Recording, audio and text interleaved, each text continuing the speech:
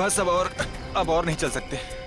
12 घंटे हो गए भूखे पेट लगातार चलते हुए। सिर्फ 12 घंटे ही हुए ना, कोई भी आराम नहीं करेगा।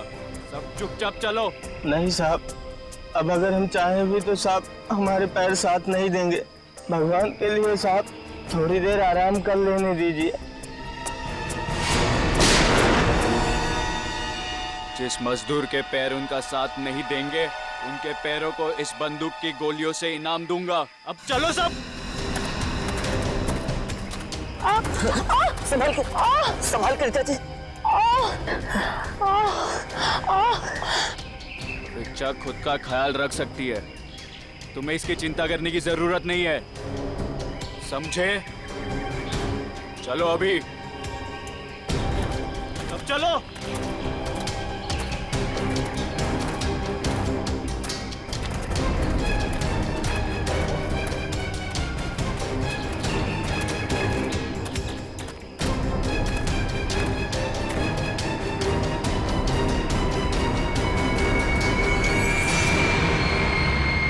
मिल गया।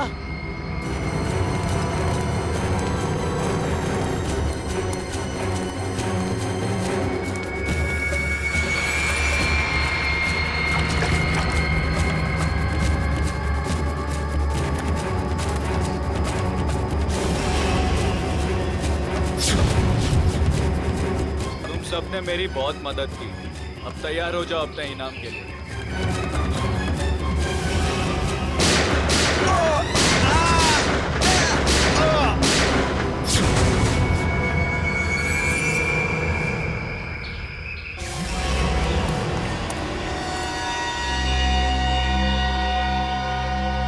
रणबीर, क्या किया तुमने ये?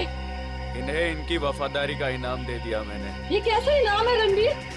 अब तुम दोनों को तुम्हारी बेवफाई की सजा दूंगा।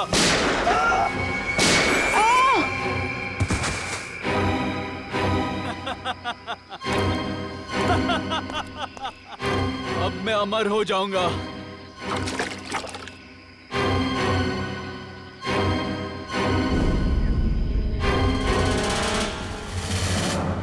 धन्यवाद दोस्तों आप सबका जो अपना कीमती वक्त निकाल कर यहाँ आए और दिल खोलकर सामान खरीद कर इस नीलामी को कामयाब बनाए। अब बारी है उस नीलामी के आखिरी पड़ाव की, आखिरी खरीद की, जिसका आप सबको बहुत बेसब्री से इंतजार था। दोस्तों, सैकड़ों साल पहले स्पेनिश और पुर्तगाली लोग भारत आए थे मसालों का व्यापार करने के लिए। ये डायरी उसी वक्त उसी दौर की है और इस डायरी की खास बात यह है कि इसमें क्या लिखा है मुझे नहीं मालूम, और मुझे तो क्या किसी को भी नहीं मालूम सिवाय इसके मालिक के। ये डायरी स्पेनिश सेलर जॉनसन बैंगलर की थी, जिसे सैकड़ों साल पहले मिस्टर राघव ने नीलामी में खरीदा था और आज उनके पोते मिस्टर सुनील इसको फिर नीलाम कर रहे हैं। मिस्टर सुनील, क्या आपको पता है इस डायरी में क्या लिखा है? जी नहीं। तो फिर ये ऐतिहासिक डायरी आप नीलाम क्यों करना चाहते हैं? इसे पढ़ क्यों नहीं लेते? मुझे कोई फर्क नहीं पड़ता कि डायरी में क्या लिखा है और क्या नहीं, मुझे बस पैसा चाहिए, सिर्फ और सिर्फ पैसा। तो नीलामी शुरू की जाए। नीलामी शुरू करते हैं 10 लाख रुपयों से। 20 लाख। 20 लाख। और कोई? 30 लाख। 30 लाख। वाह साहब। और आपसे ज्यादा कोई है 30 लाख से ज्यादा? 40 लाख। 40 लाख। 50 लाख। अरे वाह, ये हुई असली कदरदानों वाली बात। कोई और है जो 50 लाख से ज्यादा की बोली लगाएगा? 50 लाख 1, 50 लाख 2, 1 करोड़। वाह साहब, इसे कहते हैं असली कदरदान, जो लाखों की चीज करोड़ों तक पहुंचा दे। 1 करोड़ 1, 1 करोड़ 2, अरे 1 करोड़ 3। 1 करोड़ का चेक मैंने पहले ही आपके ऑफिस में जमा कर दिया है। ये डायरी अगले 1 घंटे में मेरे घर पहुंच जानी चाहिए।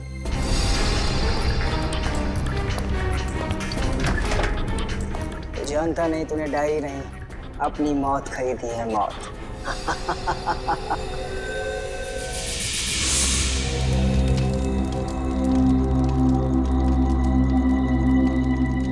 ओह नो, मेरा पानी खत्म हो गया। गाइस, तुम लोग पास पानी है क्या? अरे यार, मेरा पानी तो शाम को ही खत्म हो गया था। अरे तो बताना था ना, ढाबे पे भर लेते। ऐसे ही सो जाओ ना यार, कल सुबह तक की तो बात है। यार प्यासे रहता हूँ, मुझे डरावने सपने आते हैं। अनिकेत, ये डरावने सपने और प्यास का क्या कनेक्शन है भाई दवे? पता नहीं, पर मुझे पानी पीना है यार। तू सुधरेगा नहीं, सो जा। यार तुम लोग तीनों के तीनों कुंभकर्ण।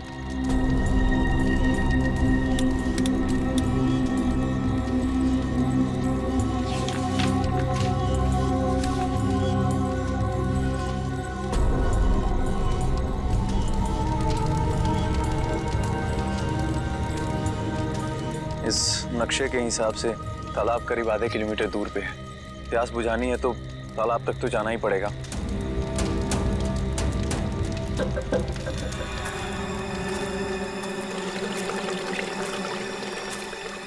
ये पानी की आवाज आ रही है, लगता है तालाब कहीं आसपास में ही है।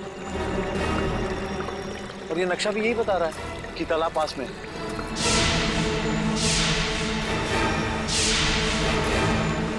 बचाओ बचाओ! ये चीख कैसी है?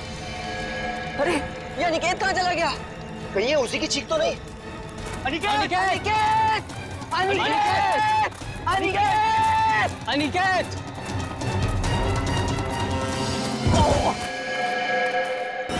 अनिकेत! कहीं ये मर गया। क्या? कौन है? ये कौन मारा है? भागो भागो भागो भागो यार भागो!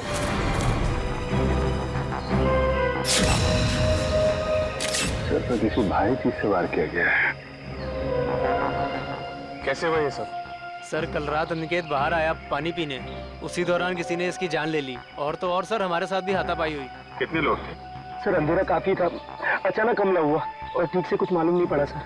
सर हमारा एक साथी पूरब भी अब कल रात से नहीं मिल रहा। कल रात वो हमसे बिछड़ गया और मुझे तो डर है कि कहीं अनिकेत की तरह उन लोगों ने पूरब को भी। घबराओ नहीं, हम लोग पूरा कुछ जल्दी ढूंढ लेंगे।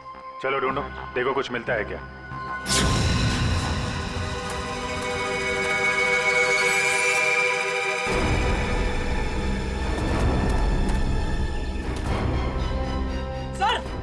सर जल्दी आइए। ठीक तो ना तुम? अरे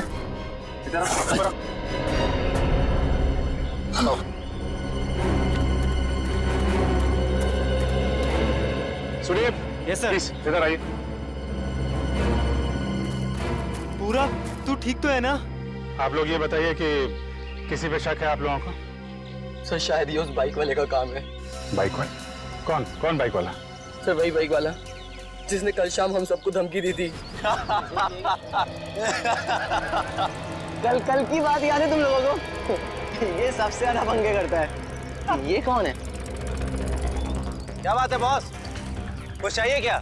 हाँ चाहिए, मुझे चाहिए कि तुम सब लोग सुरक्षित रहो। सुरक्षित? ये इलाका बहुत खतरनाक है, अपने अपने घर लौट जाओ, उसी में तुम सबकी भलाई है। वो हमें धमकी दे रहा है।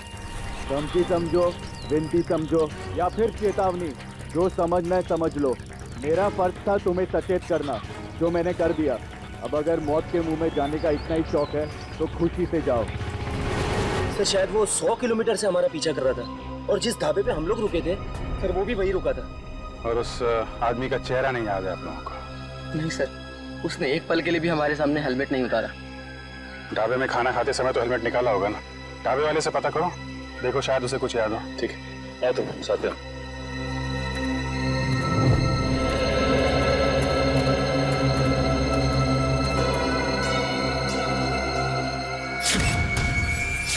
खून? खून की बूंदें? मतलब कोई जख्मी आदमी भागा यहाँ से।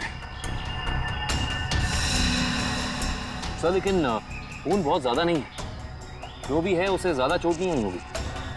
सर ये देखिए, घसीटने के निशान हैं। मतलब उन दोस्तों के अलावा कोई और आदमी भी था जिसको उन मुजरिमों ने मारा और फिर उसे घसीटते हुए यहाँ से ले गए। सर ये रास्ता तो सीधा मेन रोड की तरफ जाता है। इसका मतलब जो भी गुनहगार था उसे इस जंगल और रास्ते का पूरा ज्ञान था। हाँ, तभी तो रात के अंधेरे में भी यहाँ पहुँचने में कोई गलती नहीं की उन लोगों ने। ये टायर के निशान, ये तो किसी बड़ी गाड़ी के लगते हैं।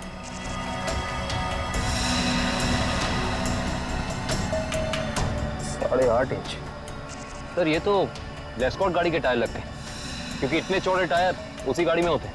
मतलब वो मुजरिम कार में बैठ के भागे, फिर वो बाइक वाला वो तो कार में बैठ के आया नहीं होगा, नहीं तो हेलमेट क्यों लगाता है। एक काम करो, आगे जो टोल नाका है वहां जाके पता करो ये लेस्कॉट गाड़ी वहां से गुजरी है क्या। जी सर। तब तक मैं यहाँ देखता हूँ कुछ और मिलता है क्या।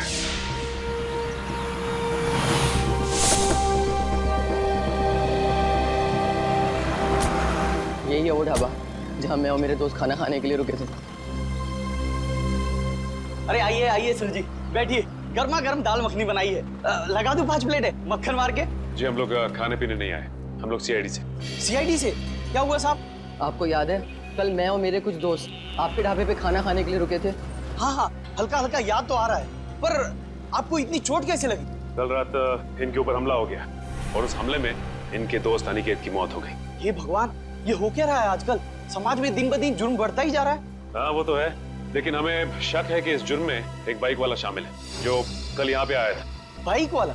जी हाँ, उसने एक ब्लैक बाइकर सूट और ब्लैक हेलमेट पहना था और मुझे अच्छे से याद है उसके पास नलोंजन मॉडल की बाइक भी थी। एक बाइक वाला आया तो था। अच्छा, उस बाइक वाले के बारे में कुछ याद है आपको? कैसा दिखता था वो? साहब इतना तो याद नहीं, लेकिन शायद रामू को पता होगा। रामू जरा इधर आना, जरा बताना साहब लोगों को उस बाइक वाले के बारे में।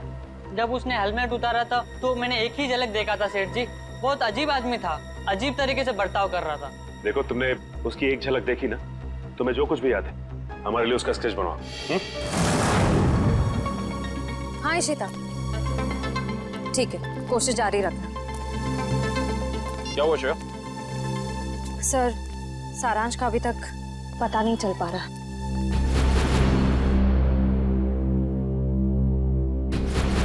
मैं सारांश जरूर मिल जाएगा।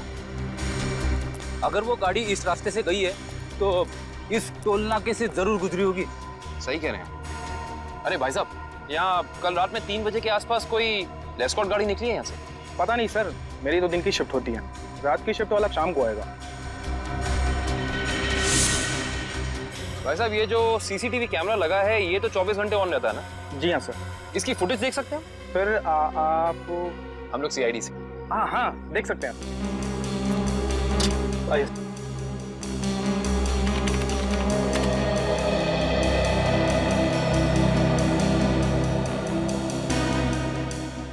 ये देखिए, लेस्कॉट गाड़ी रात के 2:55 को यहाँ से गुजरी है। लगती तो वही गाड़ी है, जरा रिवाइंड करिए। एक मिनट पॉज कीजिए। अरे ना तो ड्राइवर दिख रहा है और ना ही गाड़ी की नंबर प्लेट। थोड़ा जूम कीजिए। ये क्या लिखा है? Car on rent. Car on rent? Sir, ध्वनि नगर में कार ऑन रेंट नाम की कंपनी है। कहीं ये गाड़ी वहीं से किराए पे तो नहीं ली गई थी? सर, ये रहा स्केच। बन गया स्केच? यही वो आदमी? हाँ साहब, ऐसा ही कुछ दिखता था वो। ठीक है, आसपास की दुकानों से पता करते हैं, किसी ना किसी ने तो जरूर देखा होगा उसे। भाई साहब, इस स्केच को ध्यान से देखो। इस आदमी को पहचानते हो? नहीं देखा इसको इससे पहले। साहब, बुरा ना मानो तो ये फोटो मैं देख सकता हूँ? अरे काका, इसमें बुरा मानने की क्या बात है? देखिए।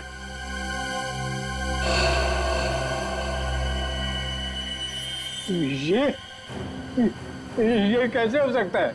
नहीं, ये नहीं हो सकता, ये नहीं हो सकता, असंभव, असंभव। अरे काका, क्या नहीं हो सकता? क्या संभव है? ये नहीं हो सकता, रणवीर वापस नहीं आ सकता। काका, इस आदमी का नाम रणवीर है? हाँ, मैं उसे अच्छी तरह जानता हूँ, कभी नहीं भूल सकता उसे। काका, इस आदमी के बारे में आप जो कुछ भी जानते हैं प्लीज हमें बताइए। बहुत पुरानी बात है, तकरीबन 73 साल पहले मैं जब बच्चा था तो एक रात को मैंने उसे अपने पिताजी से बातें करते हुए सुना था। मदन, मेरी बात मानो, अगर तुमने मुझे उस तालाब को ढूंढने में मदद की तो तुम्हारी जिंदगी हमेशा हमेशा के लिए बदल जाएगी। मेरी जिंदगी जैसी भी है ठीक है, आप मुझे इस सबसे दूर ही रखें तो अच्छा होगा। देखो, इस इलाके से जितनी अच्छी तरह तुम परिचित हो वैसा इस गांव में कोई नहीं है। इनकार मत करो, तुम ही मुझे मेरी मंजिल तक पहुंचा सकते हो। ये सिर्फ मेरा सपना ही नहीं, मेरा जुनून भी है। बहुत ही गलत जुनून चुना है आपने रणवीर जी। अगर आप प्रकृति के नियमों के खिलाफ जाएंगे तो प्रकृति आपको कहीं का नहीं छोड़ेगी। वो जगह शापित है, शापित, ना जाने कितने लोगों की जान ले चुकी है। भूल जाए अपने इस सपने को। क्या तुम भूल सकते हो अपनी बीवी को, जो इस वक्त अस्पताल में जिंदगी और मौत के बीच में झूल रही है? नहीं ना? वैसे ही मैं अपने सपने को नहीं भूल सकता। जरा सोचो, अगर वाकई उस तालाब के पानी में मौत को हराने की ताकत है, तो तुम्हारी पत्नी को एक नई जिंदगी मिल सकती है। सोच क्या रहे हो मदन? हम एक दूसरे की मदद से अपने आने वाली जिंदगी को सुधार सकते हैं। तो बोलो, मंजूर है?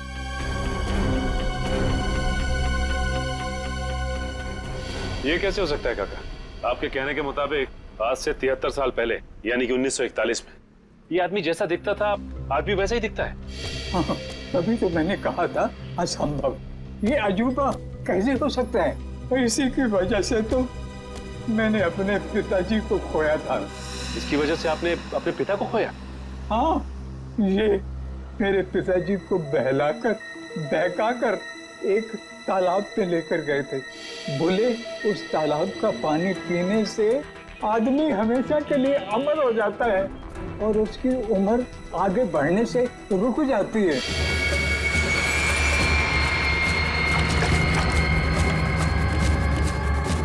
ये कैसा तालाब है काका? मेरे पिताजी तो वापस नहीं आए, शायद उसे वो चमत्कारी तालाब मिल गया होगा और उसी की वजह से आज तक 73 साल पहले जैसा अभी तक वैसे का वैसा ही दिखाई दे रहा है। काका ये कैसी बातें कर रहे हैं आप? ये सारी बातें किस्से कहानियों में होती हैं, असल जिंदगी में इनका कोई लेना देना नहीं, समझे? बिना आग के कभी धुआं नहीं उठता बेटा। तुम भले ही ना मानो, लेकिन उस तालाब के पानी में कोई शक्ति है जो मौत को भी पराजित कर सकती है। सर पूरा जंगल छान मारा लेकिन कोई सुराग नहीं मिला। एक मिनट वो देखो, ऐसा लगता है यहाँ हाल फिलहाल में ही खुदाई हुई है। तो देखो। Yes sir.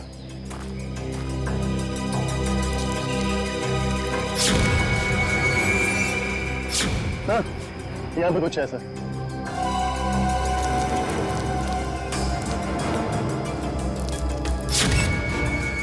माय गॉड, ये तो सालों पुराना कंकाल लगता है। सर मुजरिम लाशों को जंगल में दफनाते थे ये तो पता था, पर पहली बार मुजरिम इतना सालों पुराना कंकाल जंगल में दफनाने आए। पता नहीं वंश, दफनाने आए थे या फिर निकालने। गुड मॉर्निंग डॉक्टर साहब। What is so good about this morning? ये लो। हेलो हाय ना करो तो नाराज और करो तो मुश्किल। अरे इतने उखड़े हुए क्यों हैं सर आप? भाई साहब, जब आपको पता लगेगा ना कि अनिकेत की मौत कैसे हुई, आप भी इतने ही उखड़ जाएंगे। सर जरूर किसी हथौड़े या डंडे से वार किया होगा। सर इससे पहले भी हम ऐसे केस सुलझा चुके हैं। मगर निखिल, पहले के केसेस में और इस केस में फर्क है, और वो ये कि जिस हथियार से अनिकेत के सर पे वार किया गया है वो हथियार 100 साल पुराना है। क्या? 100 साल पुराना? उड़ गए होश? उखड़ गए ना? भाई साहब, अनिकेत के सर पर से मुझे लोहे और लकड़ी के छोटे छोटे टुकड़े मिले हैं और ये टुकड़े 100 साल से भी ज्यादा पुराने हैं। लोहे और लकड़ी के टुकड़े? मतलब हथियार कोई ऐसी चीज है जिसमें लोहा भी है और लकड़ी भी? हाँ, आइए मैं दिखाती हूँ।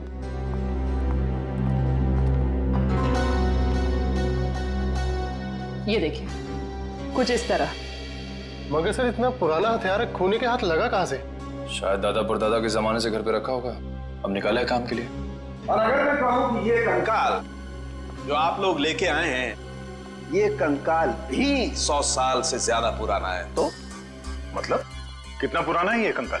जिस तरह वो हथियार 100 साल पुराना है, ठीक उसी तरह ये कंकाल भी 100 साल पुराना है। मतलब ये मरने वाला भी अंग्रेजों के जमाने का है? अंग्रेजों के जमाने का नहीं है, अंग्रेज ही है। जी हाँ, इसकी हड्डियां हमें ये बताती है कि ये शख्स कोई यूरोपियन है, एशियन नहीं है।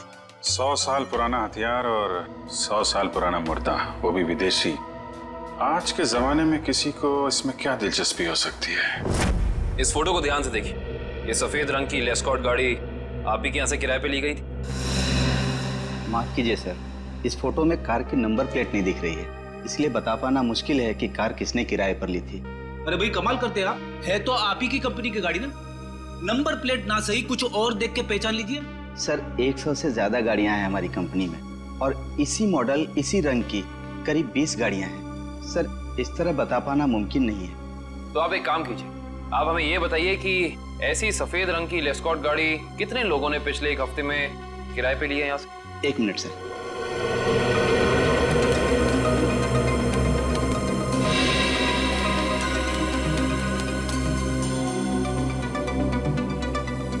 सर कुल मिलाकर 7 लोग हैं जिन्होंने पिछले हफ्ते सफेद रंग की लेस्कॉट कार किराए पर ली थी।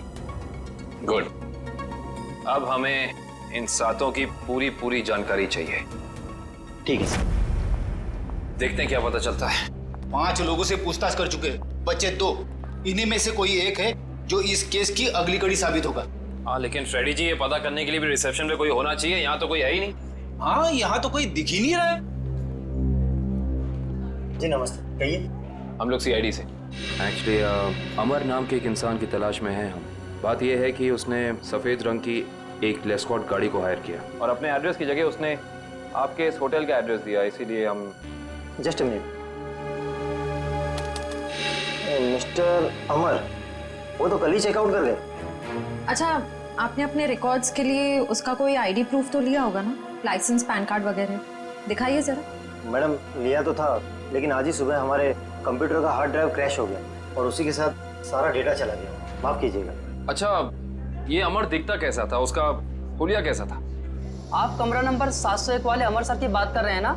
हाँ राजू, उसी के बारे में बताइए इन लोगों को। क्या था उसका हुलिया? कद यही कोई 5.5 फुट लंबा और हाँ, छोटे छोटे बाल और आंखों का रंग काला था। कद 5.5 फीट, छोटे बाल। इसका मतलब CCTV फुटेज में जो हमें इंसान दिखा था वो अमर नहीं हो सकता, क्योंकि वो लंबा था और उसके बाल भी छोटे नहीं थे। अच्छा, ये अमर से कोई मिलने आया था उसके कमरे में यहाँ पे? हाँ साहब, 2 लोग मिलने आए थे। उनमें से एक का नाम संजय था और दूसरे का कुछ और कल साहब उन लोगों ने दारू पीकर काफी झगड़ा भी किया था। झगड़ा?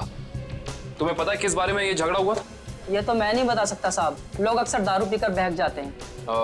कोई ऐसी बात जो तुम्हें याद हो जो वो लोग कर रहे थे? कुछ याद है? हाँ साहब, कुछ अजीब अजीब चीजों के नाम ले रहे थे, जैसे फावड़ा, कुल्हाड़ी, कुदाल। मतलब ऐसा सामान जो जमीन की खुदाई में काम आता है। चलो, इससे ये तो पता चल गया कि जंगल में वो जमीन खोदी किसने थी। जिस तरीके के औजारों की बात वो वेटर कर रहा था, उससे तो यही लगता है कि ये संजय एक आर्कियोलॉजिस्ट है। संजय आर्कियोलॉजिस्ट, जो अमर के साथ वहाँ गड़े हुए मुर्दे उखाड़ने गया था। जरूर कुछ न कुछ खास बात है उस पुरानी लाश में, वरना कोई इतने सालों बाद सोते हुए मुर्दे को क्यों जगाएगा? और शायद अनिकेत ने उन्हें ये खुदाई करते देख लिया, जिसकी कीमत उसे अपनी जान देके चुकानी पड़ी। लेकिन उस बाइक वाले का क्या, जिसे उस बुढ़े आदमी ने पहचान लिया था? उसके मुताबिक तो वो तालाब का पानी पी के हमेशा हमेशा के लिए अमर हो गया। फ्रेडी, इस दुनिया में कोई आदमी अमर नहीं होता। जरूर उस बुढ़े आदमी का कुछ ना कुछ हाथ है इस अपराध में। सर, इस बाइक वाले के बारे में बड़ी अजीब बात पता चली है। क्यों? ऐसी क्या अजीब बात है? ये देखिए सर, इस अखबार की तारीख 13 जून 1941, यानी कि आजादी से भी पहले। आश्चर्य सर, ये आदमी उस वक्त से वांटेड है। इसने उस वक्त भी कुछ लोगों के खून किए थे। बहू, वही आदमी? ये कैसे हो सकता है? अभिजीत, अगर ये मान के चले कि 1941 में इस आदमी की उम्र 20 साल रही होगी, तो उस हिसाब से तकरीबन आज इसकी उम्र 90 साल से ज्यादा हो। 90 साल का कोई आदमी इतना जवान कैसे दिख सकता है? हाँ पंकज, ओके ठीक है सर। संजय के घर का पता चल गया, खातीपुरा में रहता है वो। खातीपुरा?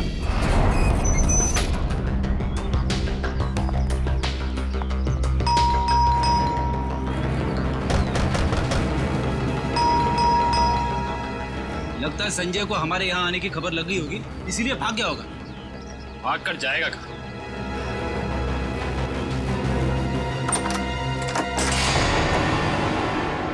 अच्छी तरह से तलाशी लो इस घर की, कुछ ना कुछ तो जरूर मिलेगा।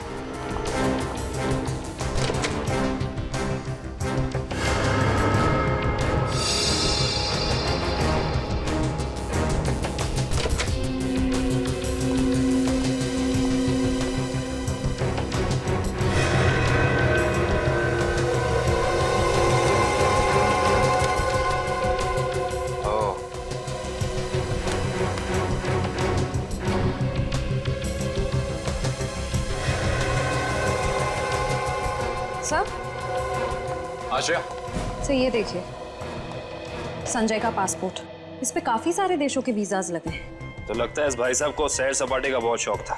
ये देखो श्रेया, इसकी चेकबुक की डिटेल से साफ साफ पता चल रहा है कि इस इंसान ने करोड़ों रुपए खर्च किए हैं म्यूजियम्स और नीलामियों से सामान खरीदने में। देखो, इसका मतलब संजय बहुत अमीर है और आर्ट में काफी दिलचस्पी रखता है। अब इसे ये दिलचस्पी आर्ट में है या किसी खास चीज में, ये तो वक्त ही बताएगा। लेकिन एक बात तो तय है, ये संजय किसी की तलाश में है, कोई ऐसी चीज जो इसे दुनिया के कोने कोने में ले जा रही है, हर म्यूजियम, हर बड़ी नीलामी तक। सर, हाँ, अलमारी में से ये डायरी मिली है, छुपा के रखी हुई थी। दिखने में तो ये कोई ऐतिहासिक डायरी लगती है। कुछ तो खास बात है इस डायरी में, काफी नायाब और अलग किस्म की डायरी है ये। सर, शायद संजय ने इस डायरी को किसी नीलामी में खरीदा होगा। अभी पता चल जाएगा। जरा हाथ लगाइए। ओह, तो ये उसी स्पेनिश शिप के कैप्टन की डायरी है जो अपने हर यात्रा के बारे में अपनी डायरी में लिखा करता था। ये वही डायरी है। इसका मतलब इस डायरी में उस रहस्यमय तालाब के बारे में भी जरूर लिखा होगा। सर, इसका मतलब संजय भी उस रहस्यमय तालाब को ढूंढ रहा था, इसलिए उसने ये सारा सामान खरीदा। हो सकता है श्रेया, लेकिन अगर ये वही डायरी है तो उस रहस्यमय तालाब का नक्शा, कोई मैप, कोई जरिया जरूर होना चाहिए इसमें।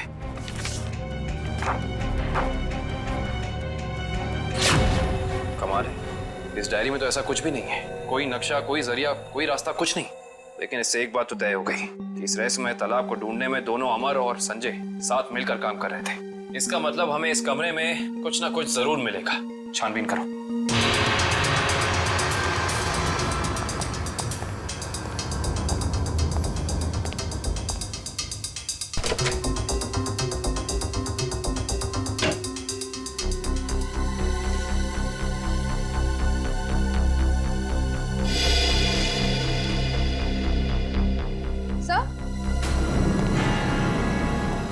ये देखिए, क्या बता?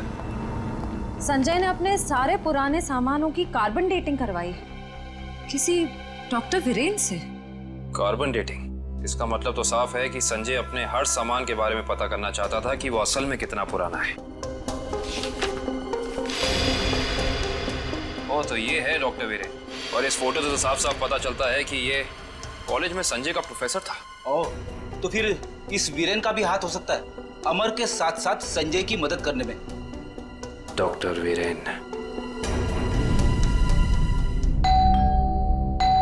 इस वक्त कौन आ गया?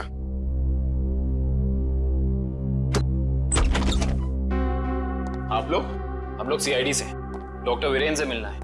अभी बुलाता हूं सर। आप लोग बैंक से आए ना? नहीं साहब, ये सीआईडी से आए सर। सीआईडी?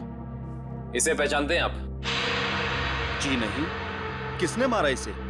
हमें पता होता तो अब तक मुजरिम सलाखों के पीछे होता। देखिए, मैं इस मामले में आपकी कोई मदद नहीं कर सकता। चलिए, इस मामले में ना सही, लेकिन किसी और मामले में हमारी मदद कर दीजिए। मैं कुछ समझा नहीं।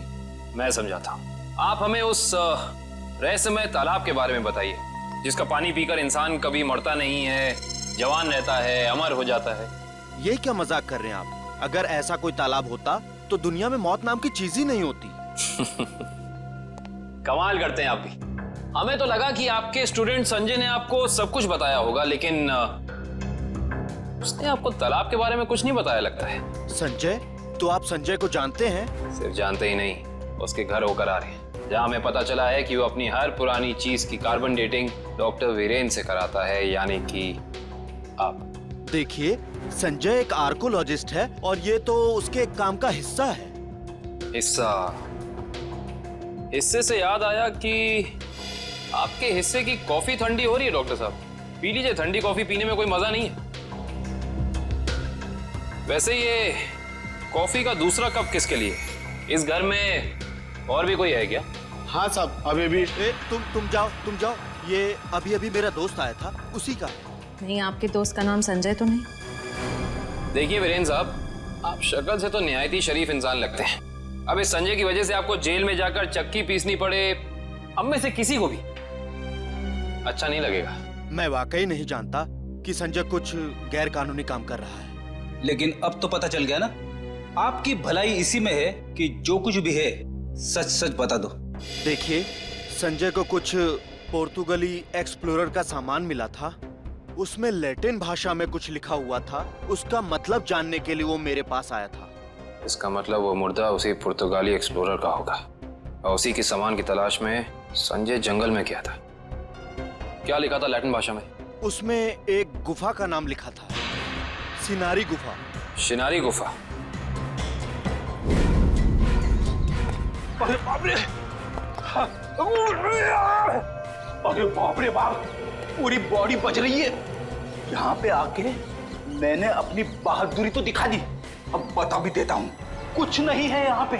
चलिए वापस चलते। अरे रुकिए रुकिए रुकिए फ्रेडी जी, इतनी बहादुरी दिखाई है तो थोड़ी और दिखा दीजिए।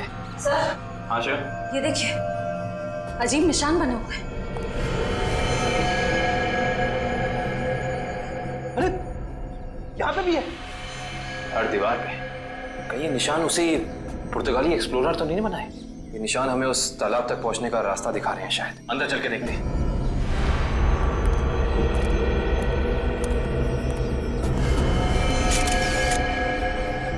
दो लाशें।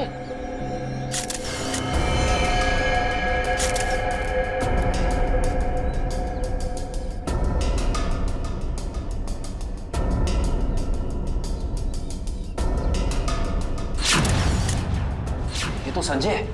और सर, हो ना हो ये जरूर अमर की लाश है। ये देखिए, होटल के वेटर ने हमें जो हुलिया दिया था, ये हूबहू वैसा ही है। लगता है ये दोनों यहाँ पे उस तालाब की तलाश में आए थे जिंदगी को अमर बनाने और बदले में मिली मौत। है कौन वो आदमी जो तालाब की खोज करने वाले लोगों का खून कर रहा है? जरूर कोई ऐसा है फ्रेडी जी जो नहीं चाहता कि उसके अलावा इस तालाब के बारे में किसी और को पता चले। सर, हो ना हो ये काम जरूर रणवीर का ही होगा, क्योंकि जब संजय खुदाई कर रहा था तब रणवीर भी वहां मौजूद था। सर, हाँ, यहाँ पे जूतों के निशान है। ये देखिए, अलग अलग जूतों के निशान दिख रहे हैं। कम से कम 5 लोगों के होंगे। सही कह रहे हैं आप। 2 तो अमर और संजय के होंगे, 1 रणवीर का, बाकी 2 निशान। इसका मतलब साफ है, इस गुनाह में 2 और लोग शामिल हैं, लेकिन कौन? सिंबल्स को देख के लगता है कि ये हमें उस चमत्कारी तालाब का रास्ता बता रहे हैं। न जाने कितने साल पहले बनाए गए होंगे ये निशान, तालाब की तलाश में। और इन निशानों के अंदर ही वो चाबी छुपी है जिससे हम इस केस का ताला खोल सकते हैं। अरे सर, ये तो एक टापू बन गया। और इसके बीचों बीच में है ये तालाब। मगर सर, ये टापू है कहाँ पे और हम यहाँ तक पहुँचेंगे कैसे? इसका पता चल जाएगा निखिल, अगर हम इन निशानों की भाषा समझ पाए, उनको अक्षरों में बदलेंगे तो पता चलेगा। सर, इस तरह के निशान मैंने पजल्स की किताबों में देखे हैं। अब पजल के साथ हायरोग्लाइफिक अल्फाबेट बुक भी आती है ना? हाँ सर। वंश, जल्दी से जाकर किताब लेके आओ। Okay sir.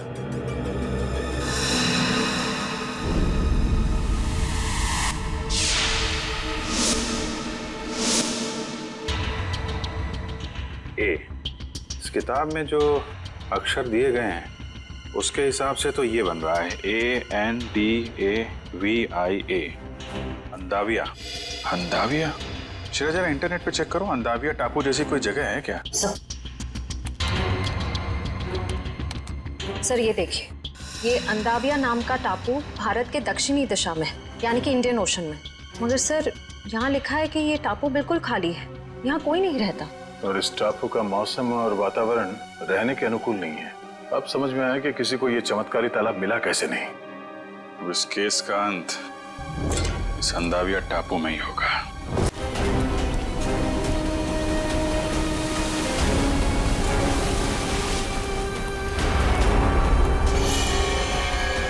वहां पे देखो, वहां पे कुछ है।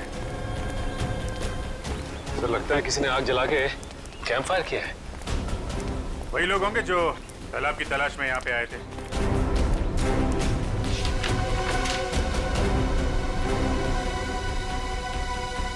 इस मैप के हिसाब से तो उत्तर दिशा में करीब 7 किलोमीटर अंदर है वो तालाब। एक काम करते हैं, यहाँ से सब लोग अलग अलग हो जाते हैं। किसी को कुछ भी मिलता है फौरन एक दूसरे को इन्फॉर्म करेंगे। ओके? Yes sir. सचिन,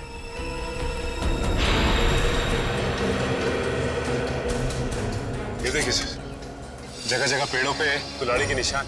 जो लोग तालाब की तलाश में इधर गए होंगे ना, उन लोगों ने लगाया होगा रास्ता पहचानने के लिए। ओह माय गॉड, कंकाल।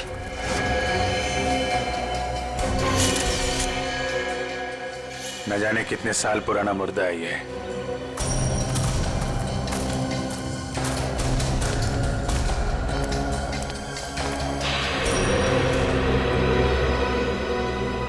धुआं अभी भी निकल रहा है। आग जले शायद ज्यादा देर नहीं हुई अभी। एक और कंकाल सर।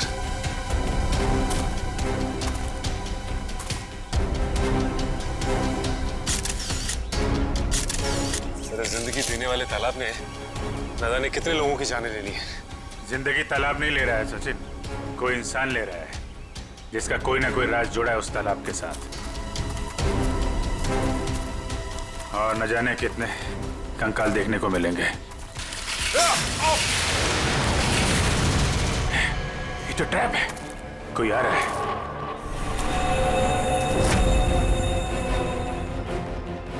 ये तो रणवीर है। रणवीर,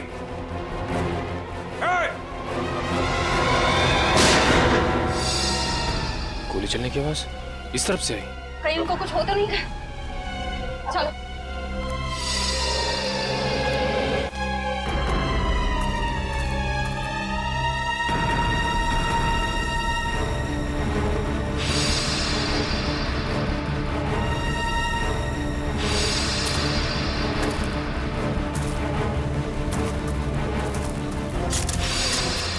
घबराइए मत, मैं आप पे गोली नहीं, मैंने इस पे चलाई थी जो आपको मारना चाहता था। तुम रणवीर हो ना? रणवीर तो मेरे दादाजी का नाम था। मैं आकाश हूँ। आकाश, तुम्हारी शक्ल बिल्कुल तुम्हारे दादाजी से मिलती है।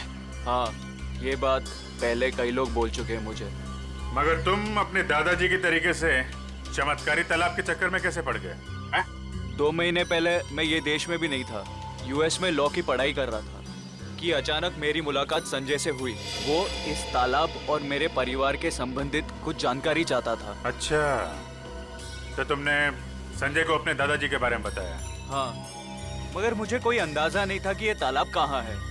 और संजय से बात करके मेरी उत्सुकता भी बढ़ गई। और इसलिए तुम इंडिया चले आए ताकि संजय पे नजर रख सको और उस तालाब तक पहुंच सको जिसके चक्कर में तुम्हारे दादाजी यहाँ आए थे।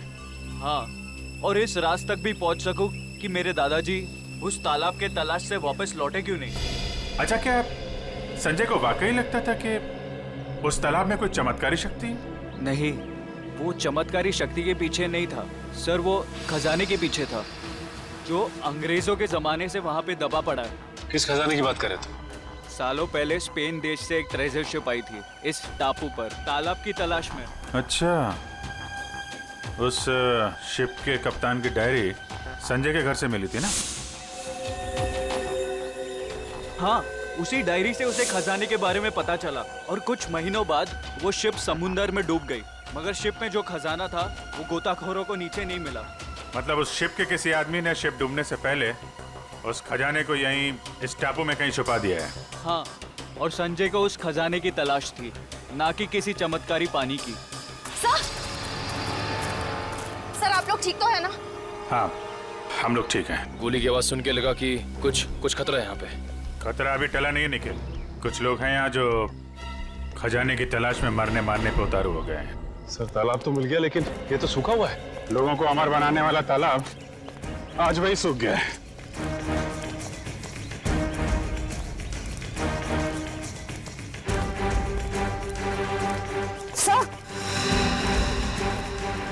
सोने का सिक्का? सोने का सिक्का? मतलब खजाना था यहाँ पे? सर, इसका मतलब वो आदमी खजाना लेके ये लोग इस तरह से निकल गए बाहर। सर, ये रास्ता तो टापू के दूसरे हिस्से जाता है। मैं भी वहीं से आया था और उन लोगों की नाव भी वहीं पे थी। टापू की दूसरी तरफ? हाँ, रोकना होगा उन्हें। जल्दी आओ तुम लोग, आ जाओ आ जाओ।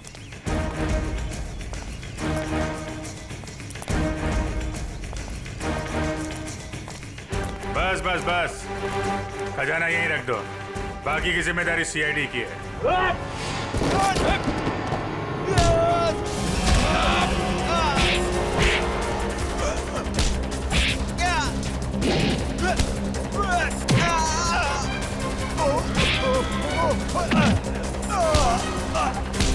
Oh!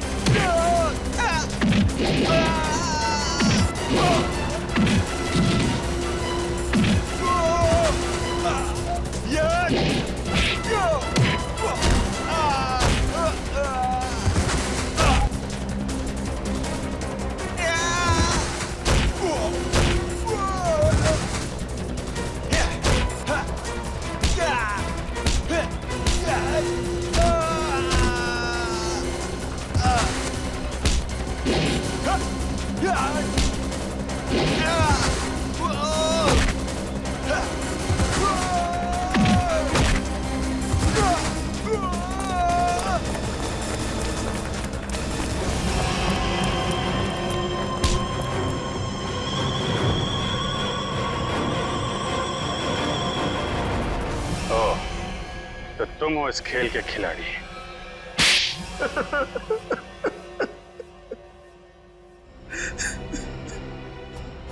हाँ, मैंने ही मारा है अमर को, संजय को और अनिकेत को भी।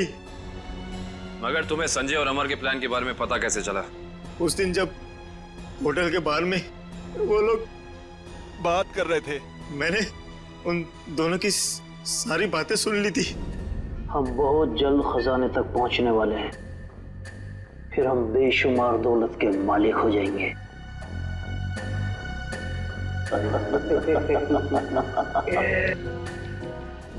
ओ, तो उन दोनों का पीछा करते करते तुम वहां जंगल तक पहुंच गए। हाँ, अमर और संजय वहां खुदाई कर रहे थे। मैं अपने आदमियों के साथ वहां पहुंच गया और अमर की खुद पिटाई की। संजय डर गया और इस बात के लिए राजी हो गया कि खजाने का पता लगाकर वो मुझे उसका 90% दे देगा। और अनिकेत ने तुम्हें ये जुर्म करते हुए देख लिया तो उसका भी खून कर दिया तुमने। हाँ, उसकी तो किस्मत ही खराब थी, बेमौत मारा गया। और जब संजय मुझे उस गुफा तक ले गया, मेरा काम खत्म हो गया। उसे जिंदा रखना मैंने जरूरी नहीं समझा।